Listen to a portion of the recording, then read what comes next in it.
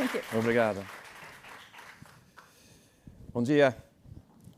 That's all I have in Portuguese, so I apologize if in some places I have a little more than that, but that's about it. And obrigado, so you know all my Portuguese. Thank you, Deanna. Thank you to the Journal. Thank you to Cofina, to the sponsors.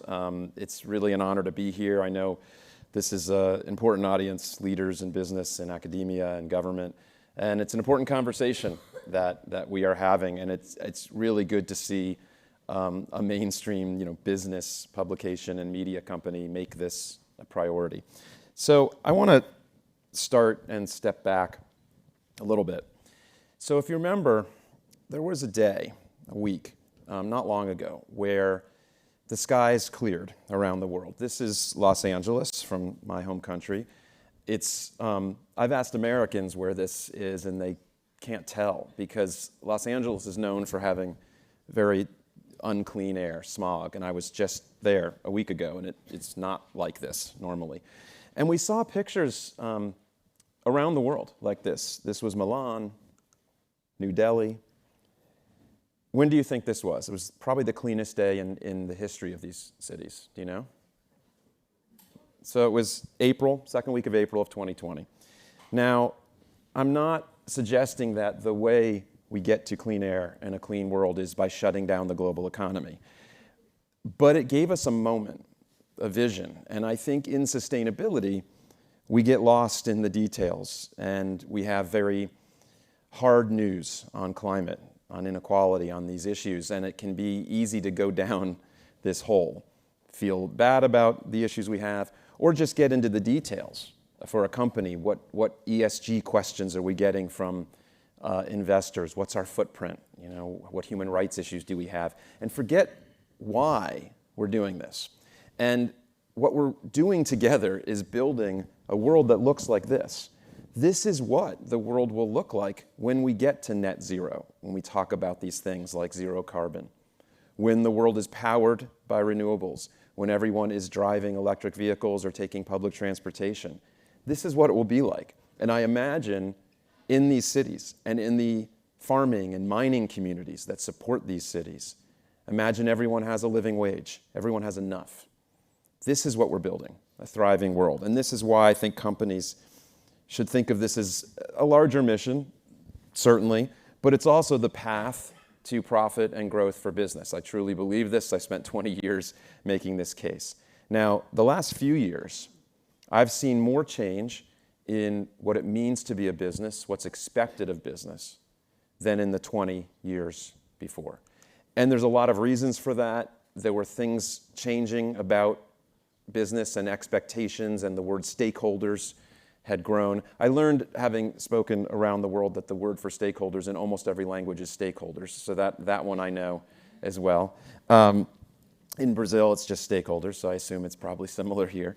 But the pandemic was an accelerator of focus on business and how it moved through society, because companies had to react and worry about their employees in a new way. They were literally dying or at risk. Worry about their suppliers, their supply chains. And so there were moments where companies really stepped up. Medtronic is a medical device maker in the US, and they released the designs of a portable ventilator so that the big car companies could make them because we didn't have enough. Now, this was not the act of a company maximizing shareholder profit in the next 3 months.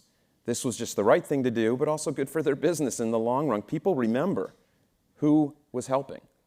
People who work for these companies remember. And I think what's happened in the last few years that's really critical is that we're not just talking about pieces of sustainability, but now it's about the role of business in society. How does a company impact the world? And there are fundamental questions that were being asked.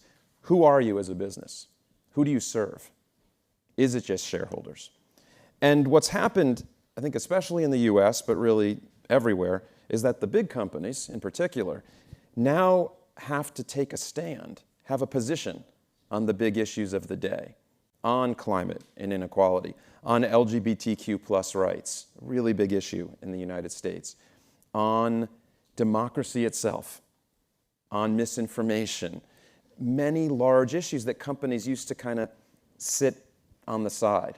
And especially employees are looking to companies and the decisions they make every day to see if they're living their values, if they're keeping with the things that they say about these issues. And it's not really optional. This is coming from the world. Edelman, the PR firm, does a survey every year where they ask people all over the world a lot of questions about trust, mainly, but they also ask some version of this question: do you expect CEOs and your CEO to speak out? And the answer is 80 to 90% say yes. So I think companies have to do this now. And the other kind of, I think, big change in the last few years was investors. Investors came to the table, I think, for the first time, for real. And there's many reasons for that we could get into. But we saw investors saying new things. So Larry Fink, if you're not familiar with him, he runs BlackRock. It's the largest investor in the world.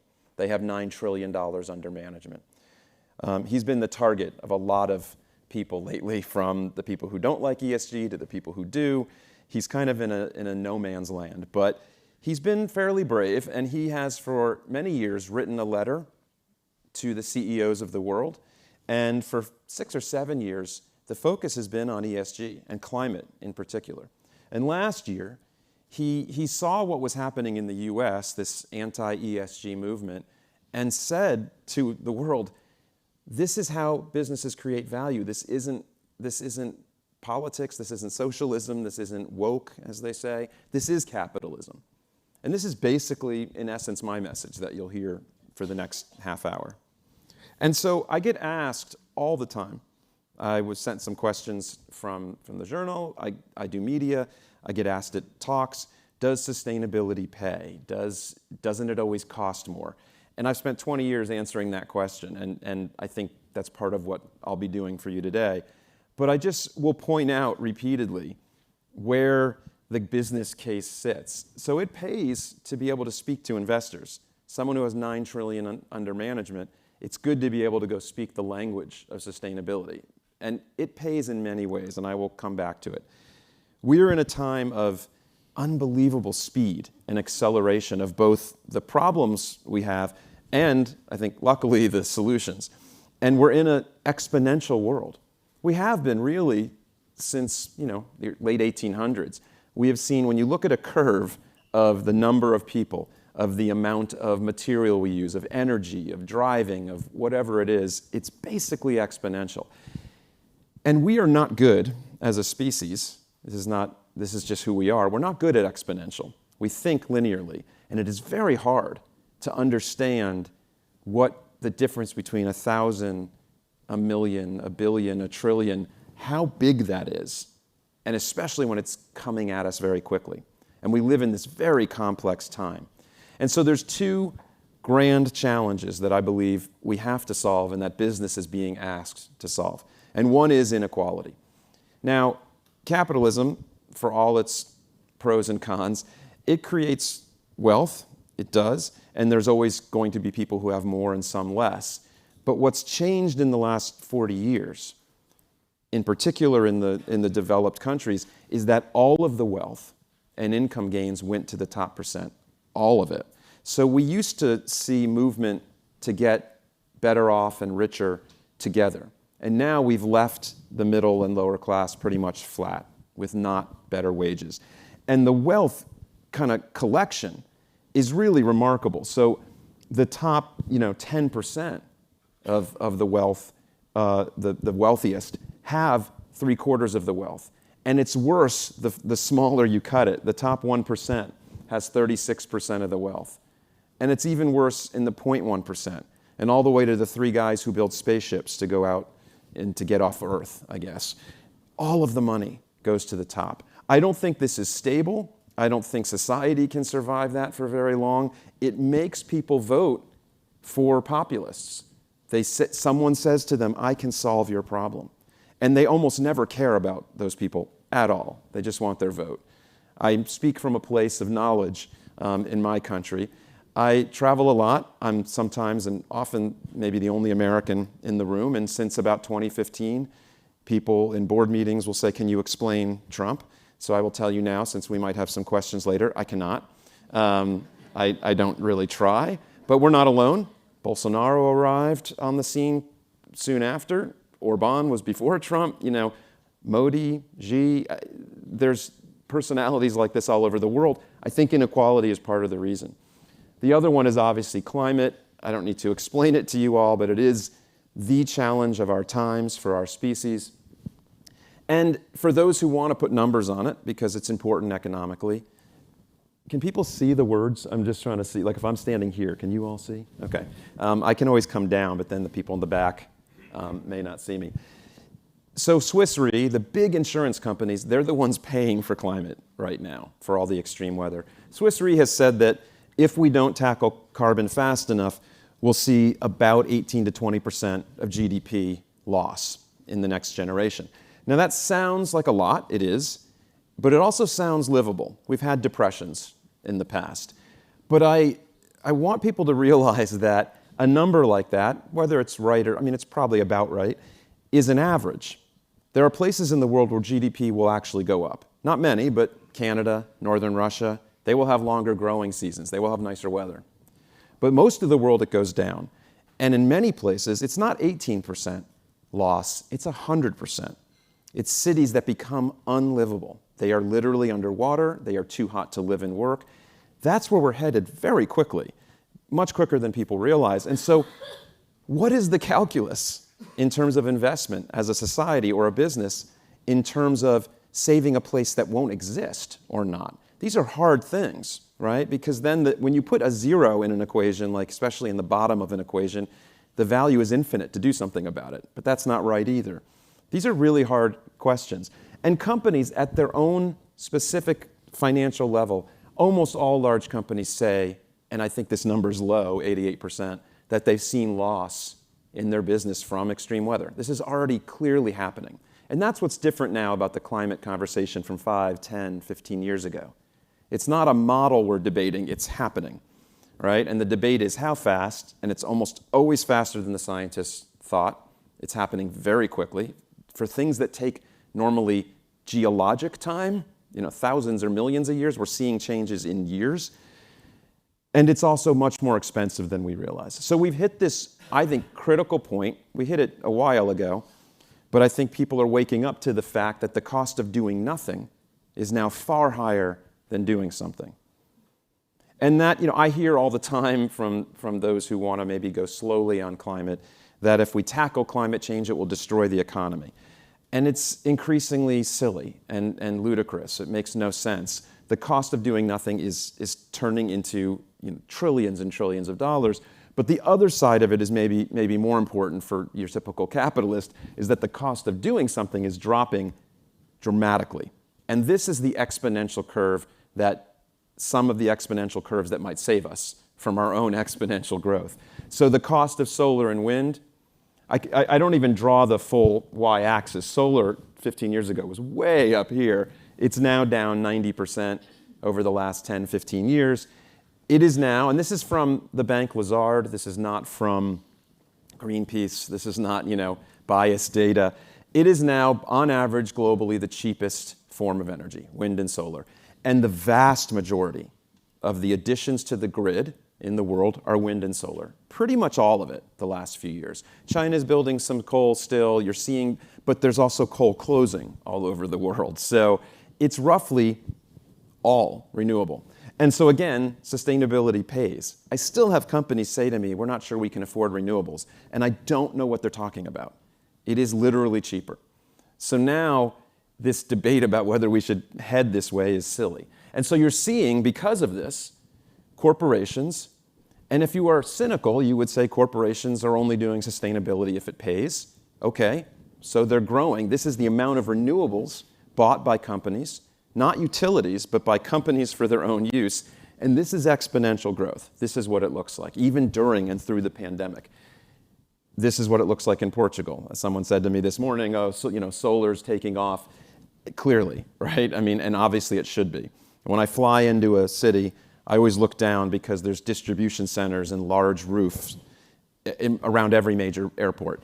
And I can see how much policy is supporting solar. You know, you go into Germany, you go into some countries, there's solar everywhere. The potential here is obviously, I mean, today I guess is a bad weather day here because it's only sunny a lot instead of all day.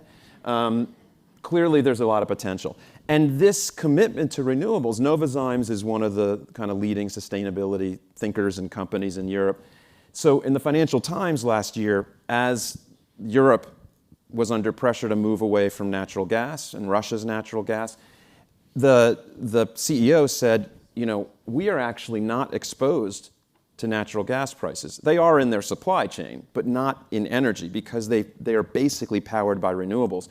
Renewables are resilient, right? This is a better way to operate because you're not reliant on, say, one despot's, one country's energy. And the same thing is happening exponentially, and I think even faster than energy in vehicles. Global sales of cars were down last year, but hybrids and electric were still up exponentially. That's really fast. And most large auto companies in the world have now committed to sell only EVs in the next 10, 15 years. That's an amazing speed of change, and it's in large part because the cost of batteries has come down exponentially. If you look closely, the price went up a little bit last year, first time it hadn't come down because supply chains have been expensive for everyone, including lithium batteries. And the investment level now, and I didn't think until a year or two ago that I could stand up and say America was actually leading on some part of this, but the Inflation Reduction Act in the US, which is a very clever political name because it's really a climate bill, is huge. And I have not talked to anybody in policy and climate who doesn't think that it's an enormous investment.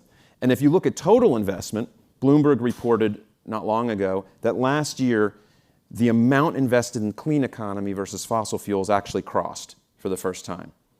That's a tipping point, right? $1 trillion or more went into the green economy. This is now where the growth is. Even if you don't care about climate change, you would be not a smart investor to not be in renewables, to be in the clean economy. And this is creating now tension. The Inflation Reduction Act is creating tension between the US and Europe. It's creating tension that I know everyone feels between the US and China. I think this is good competition because frankly, the EU has been ahead of the US on laws around climate for years and has been pushing the US. So this is the US response. So I don't know why they're complaining now. Like, this is what it looks like. You start investing in your own energy, in your own clean economy. So let's compete, right? And part of why we need to make some of our own renewables and lithium and everything in the US and in Europe is because supply chains are not resilient. When you have 95% of something coming from one country, that's not resilient politically or functionally. So I think, I'm a free trade person, but I think we need to be making things all over the world just for resilience purposes. So this is a very good thing. We're also seeing pressure on business continue to rise from stakeholders. I won't say too much about this, but the pressure from business to business is evolving, I think getting very clever. The giant software company Salesforce has what they say it's not a contract, but it looks exactly like a contract with their suppliers. And they say if you do not do well on climate reduction, if you don't hit goals on carbon reduction, you will be in breach, which is a word only used in contracts, and we will charge you more. We won't pay you as much for the things you supply us. That's the kind of negative influence. There's also, I think, really interesting what they say carrots or positive influences. The retailer Tesco is working with Santander, and for the suppliers of Tesco that hit ESG metrics, Santander's giving them lower cost of capital. You just get better rates on your borrowing. And that's happening also now with HSBC and Walmart. They've started the same thing. So there's forcing you to, there's asking you to, and then there's just, if you want to work with us, this is what you have to do. And this is happening sector after sector. This is just one example. Porsche said you just have to use renewable energy. So again, sustainability pays. If you want to be able to sell to your customers, you have to do many of these things now. And there are two fundamental trends.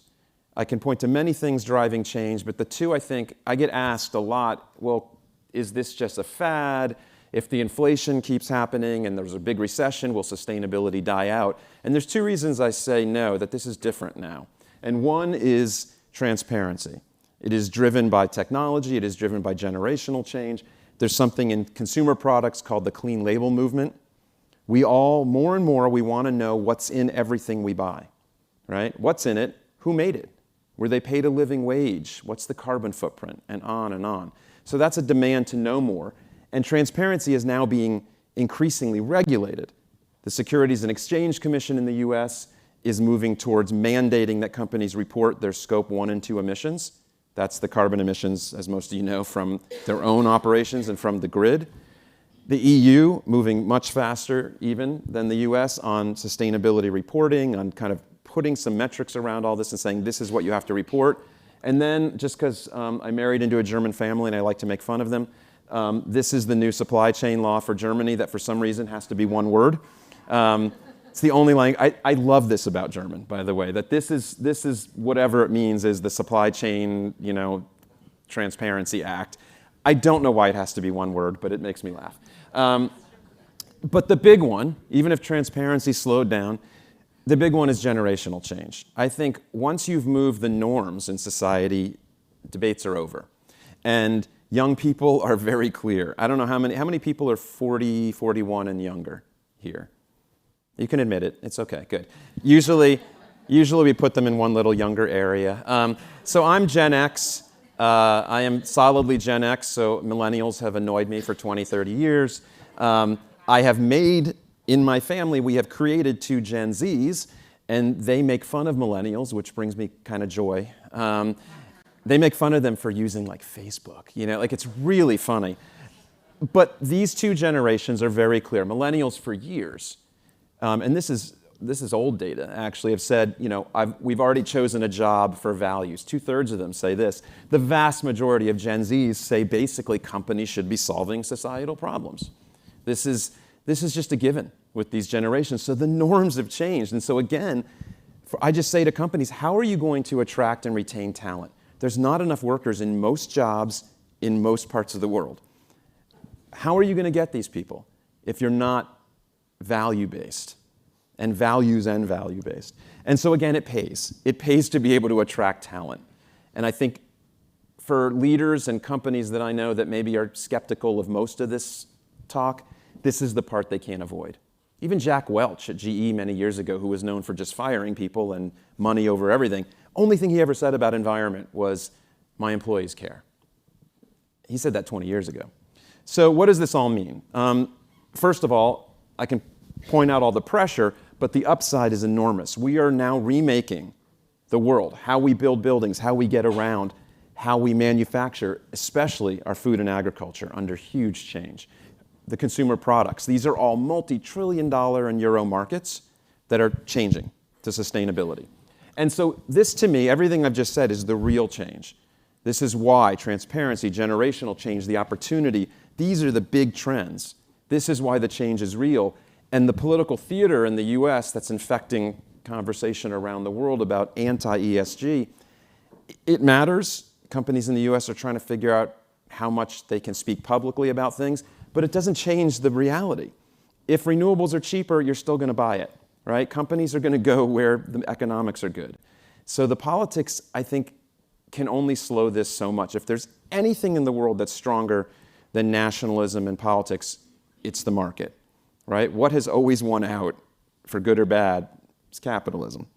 So we have to go faster. If nothing else, we have to go faster. Business has to step up. And this is what kind of drove me to work on my last book. I think there's some copies are around.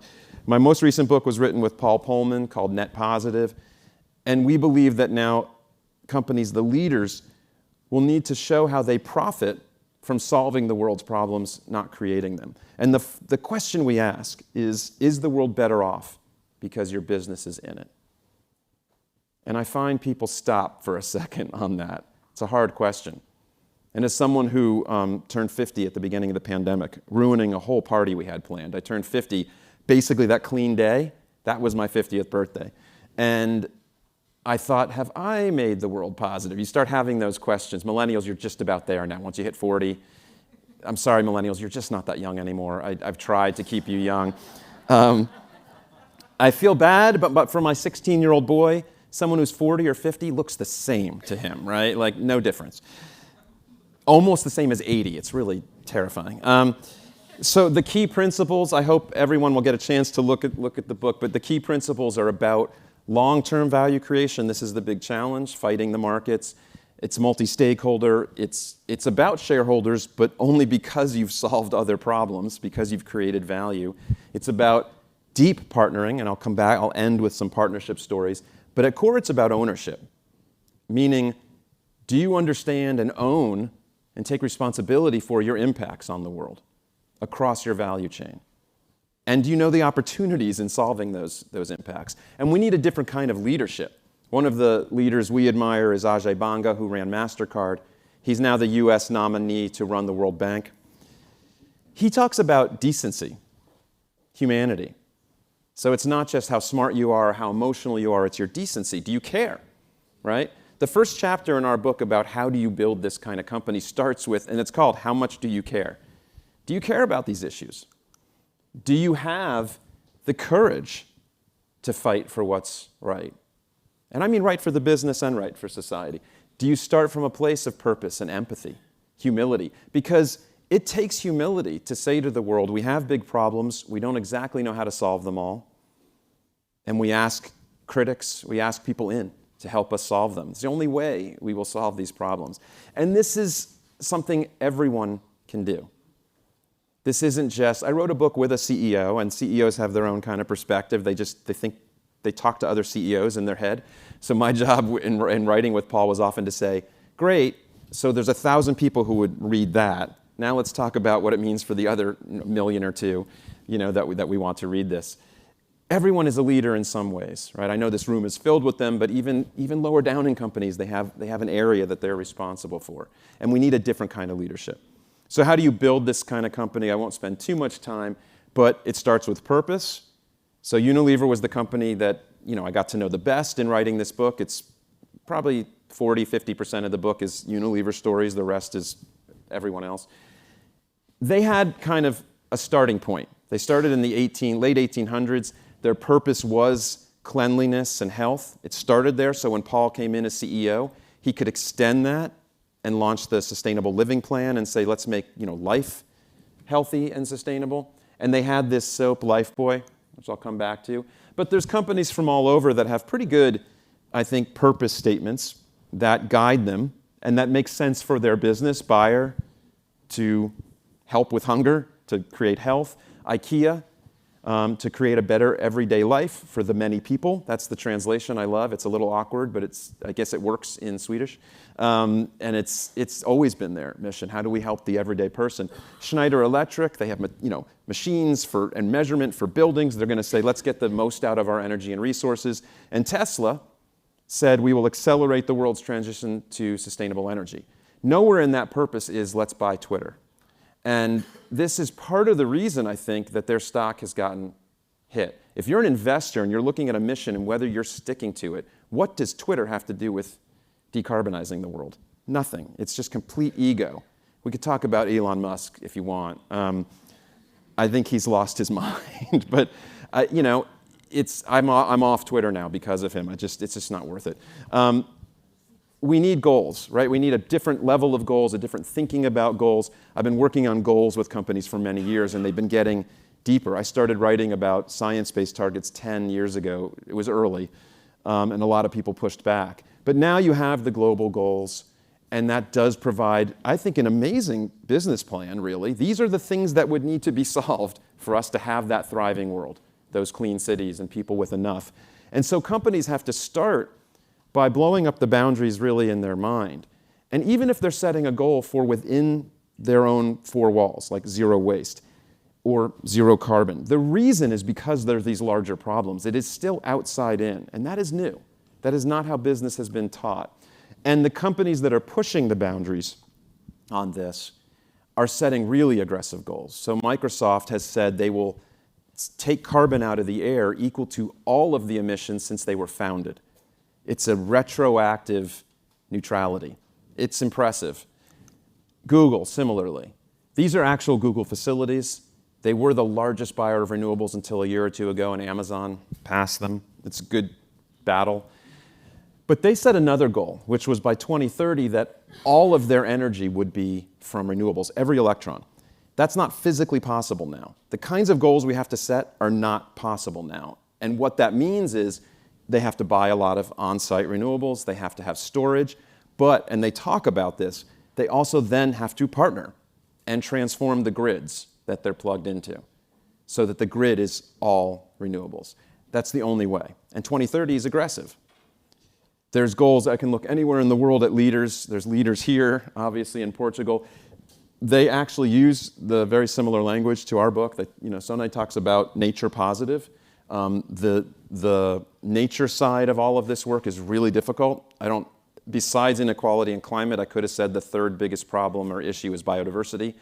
I honestly don't talk about it too much because I don't have an easy answer. It's actually terrifying what we're doing to biodiversity. And I think climate is a way in. You're going to lead to a lot of the same solutions. You need to protect land. And that's what Walmart has set a big goal to protect huge areas of land. And they want to be zero by 2040. That is kind of the more aggressive end of the goals right now. And on the social side, for years, the goals were very vague. We care about women. We want to have them make good money. It was really vague. And now you have companies setting quantitative goals on social issues like pay parity, or increasingly, kind of the net positive goals are about living wages throughout our value chain. Is everyone making enough? And then once you've got this kind of inner core settled, not that that's easy, the big goals, then you start to think about the partnerships you need to really transform. And I'll end with a few quick stories. Probably my favorite story in sustainability is this very kind of operational thing that Apple did. So Apple has renewable power for almost its entire operations. It's helping its suppliers in China and elsewhere get there. But they said, okay, if we really decarbonize, we have to make our devices with zero carbon, and we use aluminum. And aluminum is really energy intensive. So they formed a joint venture with Rio Tinto and Alcoa, creating a new firm that is now producing aluminum that's zero carbon. And I'm not an engineer, but there's things like electric arc furnaces and these words I'm learning that mean they're using different processes that they can plug in, right? That they're not burning coal and oil. And this is at scale going to be cheaper, going to be faster. And here's what's, to me, makes this a net positive story. Apple, obviously, how many of you have an Apple device on you right now, right? Apple uses a lot of metal. But actually, in aluminum, it's in trains, planes, buildings. They're not the biggest. But what they've done is bought this and started to create zero carbon aluminum. And they bought the first batch of it. The second was bought by Audi for one of their cars. So it's creating a ripple. This is net positive. They're changing the way aluminum is done from their little place in the world. And aluminum, they are kind of little. There's companies coming together, not just, the Apple story is with suppliers, is with their value chain. The peer work is really fascinating. There's a lot happening at the World Economic Forum. Mission Possible Partnership is bringing together the really heavy industries, steel and cement, and how do we change these? There's something called the First Movers Coalition, which is related, meaning the guys who make it and the people buying this stuff coming together and saying, we will buy green aluminum, we will buy green cement. So the core question on these partnerships is, what are the hurdles? So when people say to me, oh, we would like to be more sustainable, but it's more expensive, to me, the next question is why? Why is it more expensive? Is there a technology that can solve the problem you're looking at, how to move to zero waste or how to take carbon out of this process? Does it exist? Is it just too expensive because the scale isn't there yet? Who do you need to work with to solve this problem? Don't just say it's more expensive. Let's work the problem. And so I'll end with two stories from Unilever, but I think are broadly applicable to this work. So I've been saying all along this is good for business, and that in essence it's not philanthropy. This is going to sound like this is just doing good works, but this is actually a business story. So the largest NGO company partnership in the world, I think, is UNICEF and Unilever. They've done this hand washing with Lifebuoy soap, the first product from the 1870s, still a product today. And it was going on for years, but when they launched their sustainability plan, they accelerated it. And they've now reached 1 billion kids and mothers. And they can measure roughly how many people that's saved because they're helping teach people to wash hands so they avoid diseases that kill 5 million kids every year. Easily avoidable diseases. Now, the problem is, obviously, in India, South America, the places they're doing these things, there's not always enough water. And if you've had little kids, you know telling them to wash their hands for 30 seconds doesn't always work. They wander off, right? So the brand people, the marketing people, the product people, who this is how their brand goes out to the world. This is not cause-related marketing. This is part of who they are as a brand. They said to their R&D, can you make a product that kills the germs in 10 seconds, not 30? And the short story is they did, and they made it change color at 10 seconds so the kids knew when they were done, which is very clever, right? And so this is what Paul and I call value from values. This is growth. Lifebuoy soap had been flat for a century, and it started growing, something like 14% a year, which for soap is really fast. This is not software, right? And it's now a €1 billion brand. It grew. It pays, okay? Sustainability pays. It drives innovation. It solves problems. And finally, almost I think the most important story in the book and the work that I've studied for years is about palm oil. Palm oil is in, if you put anything on your body today, if you've eaten anything, you've probably had palm oil already today. But it has this huge footprint problem. It is a huge cause of carbon emissions. And it's been a problem for years. And the big buyers of palm oil, Unilever, Procter & Gamble, and many others, have been trying to solve it and failed miserably for many years to make more sustainable palm oil.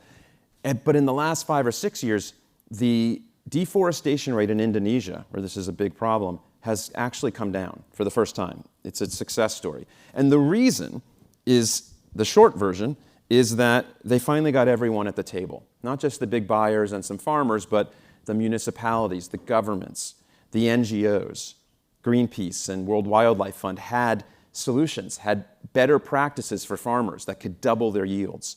They had knowledge. The critics often have knowledge. They brought in everyone that was needed, and then the final piece was finance. The Sovereign Fund of Norway and some of these companies put money in to finance the transition. So farmers they need a couple years. If you change practices, you change species, you're not producing while you're doing that. So they finance them to change, and they are doubling the yields, and then they don't have to cut down as much forest. And this is the kind of work, on the ground, hard partnerships, that yields healthy forests, healthy businesses, and healthy livelihoods. These are people work in these farms. This is how we build that kind of healthy, clean world. The bottom line is that business cannot thrive. We cannot thrive unless people and planet are thriving as well. So I ask you to consider on this last day of the event, and as you leave here, how will you be net positive in your business and in your life? And the answer to that question will absolutely save the world. Thank you very much.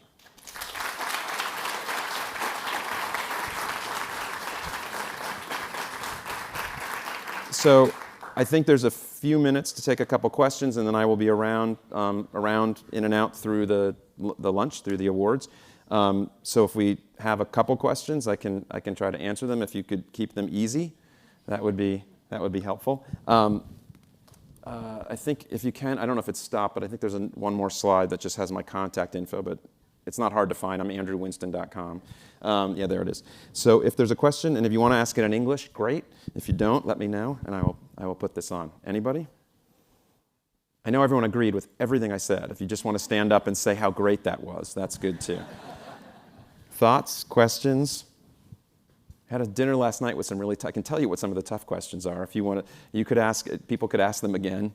Anything? Okay, I'm around. No, don't be shy. It's okay. Everyone, whatever you ask, someone is thinking it. All right. Okay, go ahead. And I will repeat it. Yeah. Here comes a mic. You can do English? Okay. All right. Excellent. That's so helpful. So you talk about a lot about environment, yeah. But the problem is the social pillar, as you know. You know that the pay gap inside the companies is increasing since the 60s. Yeah. Do you think the capitalism will solve these kind of problems? This is my first question. Okay. Second question, sorry, is how do you see the movements that there are in the United States against the ESG? Do you think it's the worry about it? Yeah. Thank you. Okay, thank you for the questions. I think that'll probably fill another 20, 30 minutes with those. So let's see, the second one was about anti-ESG. The first one was about kind of pay. Okay, so we have a chapter in the book called The Elephants in the Room, about the things nobody wants to talk about. And it's actually been the chapter that most people have talked to me about because it's been rare for business people to talk about. And we have a list of 9 things that we say you can't really be net positive if you're not addressing these. One is corruption, human rights, money in politics, those kinds of things. And one is executive pay and the pay gap. It's unreal how much money these CEOs make. Now, the world I've described, where companies have to answer all these questions and have to take part in the rights of the gay community, of climate, all these things, I've heard CEOs say it's such a tough job now, and I don't feel bad for them because they make an unbelievable amount of money, and the ratio has just grown. And it's part of inequality. I don't think people know this, but the data in the book, we found that of that inequality growth, of that 0.1%, the fastest growing group is not athletes and movie stars, it's corporate executives. The fastest growing group of the richest are corporate executives. And that's because lots of reasons. We went to pay packages based on stock a number of years ago. It was thought it would align incentives, but it led to much more short-term thinking, and it's a big problem. I don't know if capitalism will solve it, but I think some of the other forces like transparency and young people will drive more openness about it, and maybe, we said it in the book, but maybe just provide a little bit of shame. Shame goes a long way, right? To say, okay, do you really deserve 3,000 times your average employee? I know how great you are. Running a big business is tough, but do you deserve that? And the problem is not so much that the top got so much. It's again that the middle and bottom didn't come up. If employees were making twice as much at the bottom, they may not care, right? It's been taken all by one. And I don't think that's stable in companies. But I don't know if capitalism will solve it. I think it's norms. I think it's shame. Okay, the anti-ESG thing we might want to talk about later. It is a big problem. As I said, I tried to address it quickly and say the forces driving this change are too big for that to matter. That doesn't mean that the politics of it won't continue to get ugly. In the US, there are people that are trying to be president that have made this one of the things to talk about. And we're going into a presidential season, which is the worst. It's always a presidential season.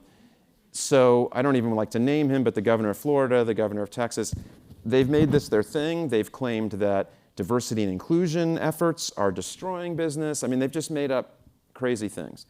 And so I think we should worry about it, but again, what I've seen happening is companies in the US certainly are trying to figure out what issues to talk about, what issues not to talk about. We talked about this last night.